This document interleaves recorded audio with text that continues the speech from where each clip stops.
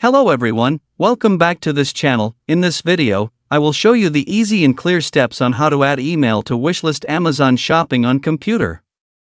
So how to add email to Wishlist Amazon Shopping on computer? Make sure you keep watching this video until the end. Let's get started right away. Firstly, just go to the Amazon application on your computer or laptop browser. And this is the initial display on Amazon Shopping.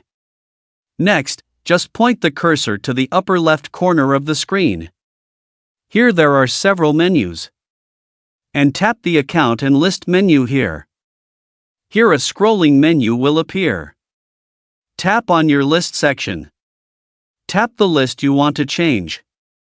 Well, here you will enter your list menu. Next, tap on the three-dot menu section here. And two menu options will appear. Tap the Manage List menu. And a menu like this will appear. Scroll down.